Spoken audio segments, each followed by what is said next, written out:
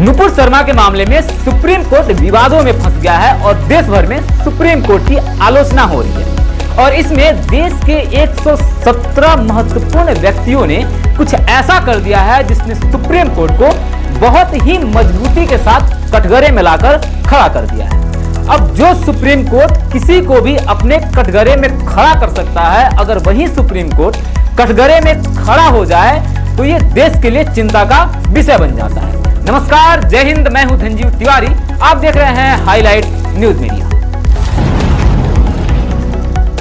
आखिर नुपुर शर्मा के मामले में सुप्रीम कोर्ट के 2 जजों की बेंच ने जस्टिस जेबी पारदीवाला और जस्टिस सूर्यकांत ने ऐसा क्या कह दिया है कि पूरे देश भर में सुप्रीम कोर्ट की आलोचना हो रही है। नुपुर शर्मा पर देश के अलग अलग हिस्सों में, अलग अलग राज्य में केस दर्ज हुआ है और नुपुर शर्मा को जान से मारने की धमकी भी मिली है। इसी सिलसिले में नुपुर शर्मा ने सुप्रीम कोर्ट में एक अर्जी लेकर आई और उन्होंने कहा कि जो देश के अलग अलग हिस्सों में उन पे केस दर्ज है, उस सबको एक जगह दिल्ली लाकर शिफ्ट कर दिया जाए, इसलिए कि नुपुर शर्मा के जान को खतरा है। अब कानून के जानकार बताते हैं कि इसमें सुप्रीम कोर्ट का यही काम था कि या तो सुप्रीम कोर्ट उनके बात को मानता या फिर उनके बातों को, उनकी इस अर्जी को खारिज कर देता। लेकिन सुप्रीम कोर्ट के दोनों जजों की बेंच ने, जस्टिस जेबी पारदीवाला और जस्टिस सूर्यकांत ने, उन पे कुछ टिप्पणी कर दी जो टिप्पणी हर किसी को नागवार कर दी। सुप्रीम कोर्ट ने यह कहा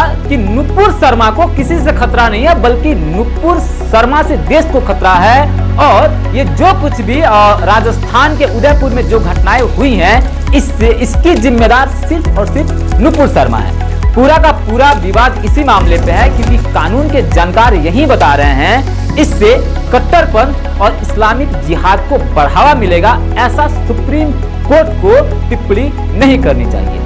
अब देश के वे 117 व्यक्ति कौन है जिन लोगों की वजह से सुप्रीम कोर्ट कटघरे में आकर खड़ा हो गया है। इस 117 लोगों में से 15 व्यक्ति जो है वो सुप्रीम कोर्ट के ही पूर्व जज हैं और 77 व्यक्ति जो हैं वो IAS अधिकारी हैं, जिनमें से 17 व्यक्ति पूर्व IAS अधिकारी हैं। बाकी के जो लोग बचते हैं उनमें से लगभग 27 व्यक्ति इंडियन आर्मी के पूर्व अधिकारी हैं और बाकी के और भी अन्य लोग हैं। इन लोगों ने एक खुला खत लिखा है सुप्रीम कोर्ट के चीफ जस्टिस को और इन लोगों ने आग्रह किया है चीफ जस्टिस से कि इस मामले में चीफ जस्टिस अपनी हस्तक्षेप करें और सुप्रीम कोर्ट ने जो भी टिप्पणी किया है नुपुर शर्मा पे, उस टिप्पणी को वहां से हटा लिया जाए।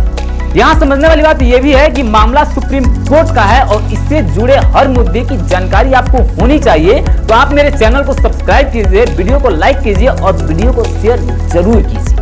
अब बात यह है कि इन लोगों की, यानी कि जो भी सुप्रीम कोर्ट के पूर्व जज हैं और IAS अधिकारी हैं, अगर ये भी ये बात मानते हैं कि सुप्रीम कोर्ट का जो टिप्पणी है वो अनावश्यक है, तो शायद ये बात कहीं ना कहीं सच है और वास्तविकता के साथ जुड़ती है कि सुप्रीम कोर्ट को ऐसी टिप्पणी नहीं करनी चाहिए। हालांकि आप देखेंगे कि बहुत सारे सुप्रीम कोर्ट के जज और सुप्रीम कोर्ट के वकील जो है उनका भी इंटरव्यू लिया गया है मीडिया के द्वारा और वे लोग भी कह रहे हैं कि इस केस में इस तरह की टिप्पणी की आवश्यकता नहीं है, क्योंकि ना तो नुपुर शर्मा पे किए गए केस की हियरिंग चल रही थी और ना ही उनके केस में किसी तरह की सुनवाई हो रही थी और ना ही उस पर जजमेंट दिया जा रहा था। इसलिए इस तरह की जो भी टिप्पणियां हैं वो अनावश्यक हैं और ऐसा नहीं करना चाहिए।